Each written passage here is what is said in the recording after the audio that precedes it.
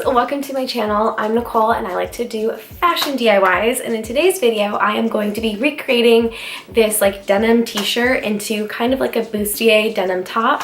So the top that I actually found that I will be reconstructing is this button-down denim t-shirt. This one's actually Tommy Hilfiger and it was $10 from Value Village, which, correct me if I'm wrong, but that seems really expensive. But once I saw something that I liked, I just like had to have it. So yeah, one thing I really think is kind of cool about this is the label that it has here on the back.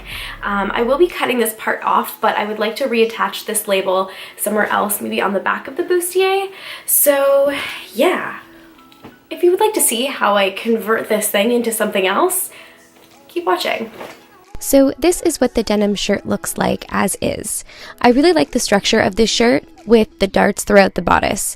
And the little Tommy Hilfiger logo on the pocket was another win. With the shirt still on, I marked where I wanted the finished garment to be and marked with pins and chalk. Then used pins to draw out my new neckline, including a 1/2 inch seam allowance. To make sure both sides were even, I only mapped out one side and cut along the outside of the pins until reaching the middle, and folded the top in half, making sure everything is lined up before pinning it into place. Then I carefully cut using the side I already cut as my guideline. At this point, I tried it on again and realized I needed to remove about 1 inch from either side.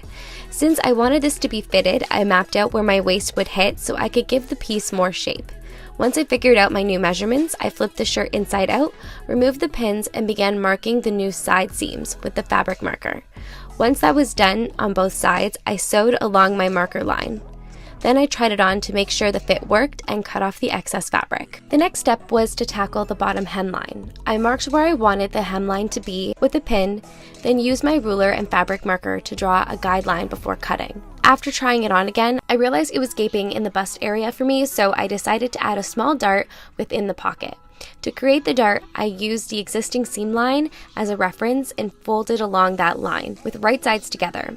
Then I used some pins to mark out a small 1/4 inch dart going down about 2 inches and sewed. Next step was to sew the hemline. I did this by pinning a 1/4 inch up and held it together with sewing a straight stitch. Then folded another 1/4 inch and sewed using another straight stitch, but this time I switched the thread to a denim thread to give it the same effect that's already featured on the rest of the top, and did the same thing to the top hemline. The next thing I needed to do was make my straps. I did that by salvaging the remaining fabric with 2 rectangular pieces. I needed them to be roughly 16 inches long. Then I just cleaned up the fabric so both pieces were similar length and size before sewing them together. Then I cut the strap in half lengthwise to create 2 straps. To make the straps, I folded them into quarters by folding the raw edges into the middle. To give it more of a finished look, I pressed them with an iron before folding the strap in half again and pressing again before sewing a straight stitch with my denim thread. Once the straps were complete, the next step was to attach them to the top. I tried the top on to get an idea of where I wanted the straps to hit and sewed them into place. Make sure to try it on again here to make any adjustments before cutting off the excess strap. And lastly, it was time to transfer the Tommy Hilfiger logo from the back of the shirt, and I just moved it to the back of the new top. And the top was done. Okay, so this is the final top, and as you can see, I actually styled it with a long sleeve underneath. This is obviously because it's winter, but it looks super cute on its own as well. Overall, I love the way this turned out. It's definitely something I will be getting a lot of wear out of.